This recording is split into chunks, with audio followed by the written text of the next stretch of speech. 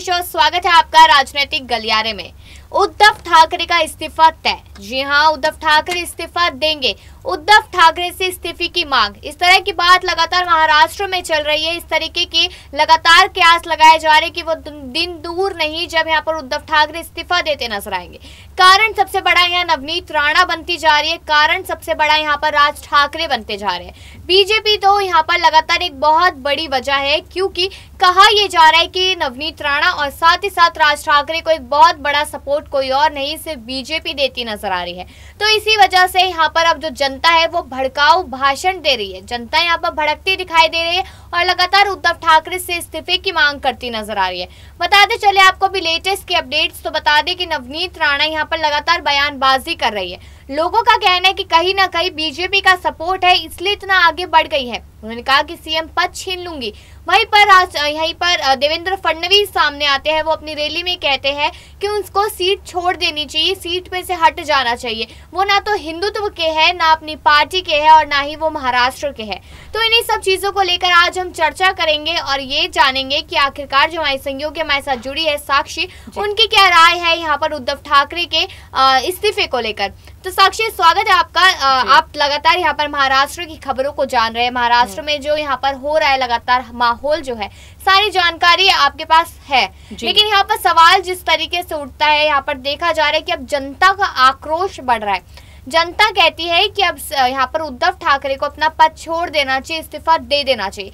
तो एक इस्तीफा देना क्या सीएम के लिए आसान है सिर्फ जनता के कह देने पे? बिल्कुल भी आसान नहीं है, क्योंकि वो एक मुख्यमंत्री है, एक सीएम है। और इस तरह से अगर इस्तीफा मांगा जाता है तो पहले विचारधारा काफी ज्यादा विचार किया जाता है, विचार विमर्श किया जाता है इसके पीछे। तो मुख्यमंत्री उद्धव ठाकरे की बात करूं तो वो उनमें से है कि इतनी आसानी से अपना इस्तीफा तक नहीं सौंपेंगे, क्योंकि उद्धव ठाकरे का जो एक्सपीरियंस है वो काफी पुराना है। ऊपर से उनकी जो वो सीट है वो कहीं ना कहीं, जिस तरह से नवनीत राणा कहती है कि उनके पूर्वजों से मिली हुई है, तो वो कुर्सी इतनी आसानी से कैसे छोड़ देंगे। और जिस तरह का कार्य वो कर चुके हैं, जिस तरह का इस वक्त का माहौल महाराष्ट्र का हो चुका है, तो सिर्फ जनता ही नहीं, ऐसे कई नेता हैं जो उद्धव ठाकरे को लेकर अब इस्तीफे की मांग कर रहे हैं कि उनको अब दे देना चाहिए। क्योंकि कहीं ना कहीं उद्धव ठाकरे जो है वो अपनी जनता को भूल गए हैं। उन्हें किस मुद्दे पर बात करनी है वो भूल गए हैं। मुद्दा के लिए सभा तो रखते हैं, पर उसमें जो बात करनी है वो बात नहीं करते, जिसकी वजह से ये नौबत आ गई। आपने कहा कि सभा तो रखते लेकिन मुद्दे की बात नहीं करते। आप उसी सभा की यहाँ पर बात करें जो अभी शनिवार को हुई थी, जिसमें कहा गया था कि सभा में जनता की परेशानियों के बारे में बातचीत होगी, जिसमें महंगाई, बेरोजगारी, रोजगार, न जाने कौन कौन सी चीजों को लेकर। लेकिन वह बात क्या हुई? वह बात ये हुई कि हम असली है, बाकी लोग नकली है। हम हिंदुत्व की राह पे चलते हैं, बाकी सब दिखावा करते हैं। मतलब कि आप एक चीज सोच सकते हैं यहाँ पर कि किस तरीके से अपने आप को सही ठहराने के लिए ये सब किया जा रहा है। अब एक और जानकारी देते हैं यहाँ पर कि साक्षी, यहाँ पर हमने देखा कि राज ठाकरे ने लाउड स्पीकर की बात की, तो कहीं ना कहीं शिवसेना में भी ये बात घूमती नजर आ रही है। यहाँ पर भगवा पहना, शिवसेना भी भगवा पहन रही है। यहाँ पर राज ठाकरे ने अयोध्या की बात की, शिवसेना भी अयोध्या की बात कर रही है। तो आप ये सोच सकते हैं कि क्या माना जा सकता है कि अब राज ठाकरे से सीट को खतरा, यानी कि खतरा हो सकता है उद्धव ठाकरे के पद को, और इस वजह से कंपटीशन करते नजर आ रहे हैं उद्धव ठाकरे और उनकी सरकार? देखिए, जो बड़ा कंपटीशन ये दिखा, ये बात बिल्कुल ठीक है कि ऐसा ही हुआ था जब राज ठाकरे की तरफ से हिंदुत्व को लेकर बड़ी बड़ी बातें आ रही थी।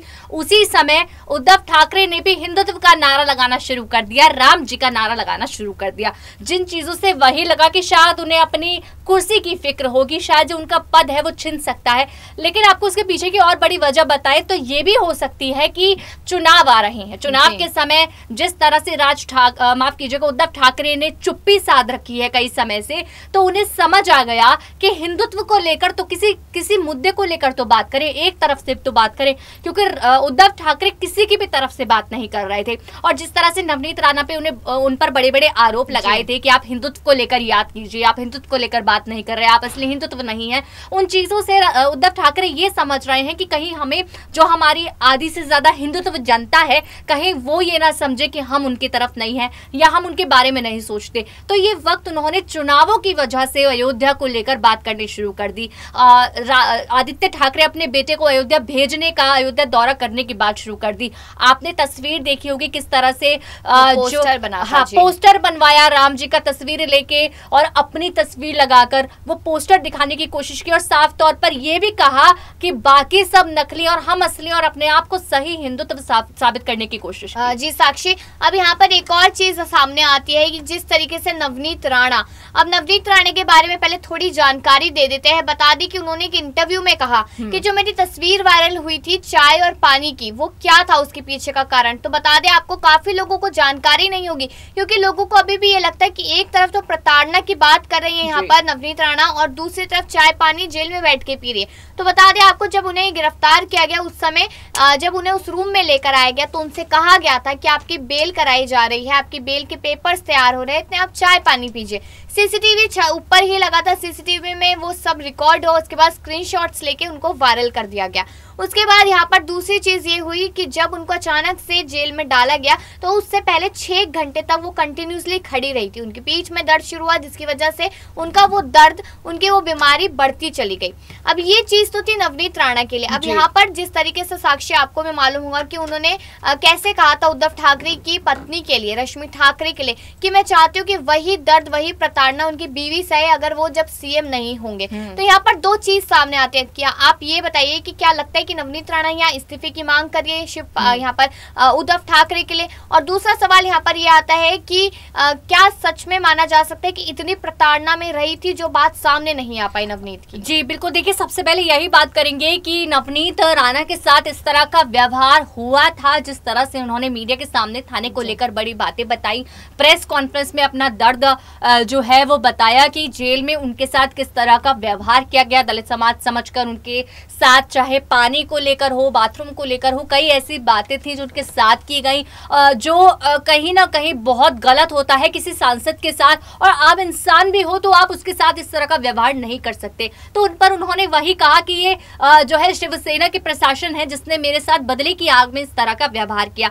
वहीं नवनीत राणा भी उद्धव ठाकरे को लेकर इस्तीफे की मांग कर रही है। इस बारे में आप चर्चा कर रहे थे। तो हाँ, ये बात है कि नवनीत राणा प्रेस कॉन्फ्रेंस में बात कह चुकी हैं कि उद्धव ठाकरे बिल्कुल भी सीरियस नहीं है अपनी जनता को लेकर, महाराष्ट्र में अपनी सीट को लेकर, और जो अपने कुर्सी को लेकर ही सीरियस नहीं, अपनी कुर्सी को लेकर ही एक सच नहीं समझता, जिसको ये कुर्सी ही सिर्फ एक नाम से मिली है, जिसका नाम चलता आ रहा है, उसके नाम से वो कुर्सी मिली है, तो वो क्या समझेगा कि मुझे क्या जिम्मेदारी निभानी है। तो वो अपने जिम्मेदारियों को सीरियस नहीं लेते हैं।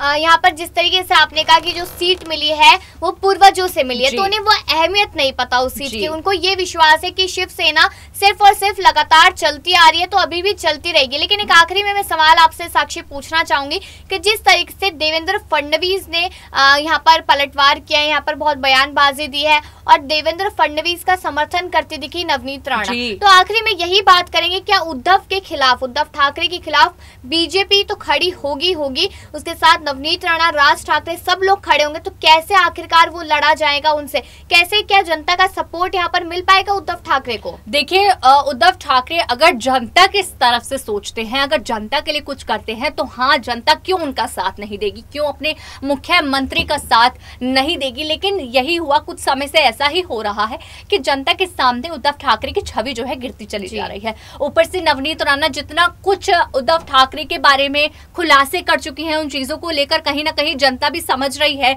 कि शायद नवनीत राणा ठीक बोल रही हैं, लेकिन उद्धव ठाकरे जो है वो हमारे बारे में सोच ही नहीं रहे। इसी वजह से एक बड़ी सभा रखी गई जहां उद्धव ठाकरे ने अपने आप को साबित करने की कोशिश की, सही साबित करने की कोशिश। साक्षी, आपने हमारे तमाम सवालों का बहुत ही बेहतरीन जवाब दिया, लोगों को जानकारी दी कि यहाँ पर उद्धव ठाकरे को समझने की जरूरत है कि अगर जनता आपके साथ है, आप जनता के लिए स्टैंड है, तो ही आपको सपोर्ट मिलेगा और उसके बाद आप हर एक दुश्मन से आराम से लड़ सकते हैं। यहाँ पर ये चीज देखने वाली होगी। अब देखना तो यही है कि क्या इसी तरीके से जनता इस्तीफे की मांग करेगी और क्या सच में यहाँ उद्धव ठाकरे हार के इस्तीफा देने पर मंजूर होंगे या नहीं होंगे, देखना लाजमी होगा। मिलते हैं फिर इसी समय पर, बाकी के लिए नमस्कार।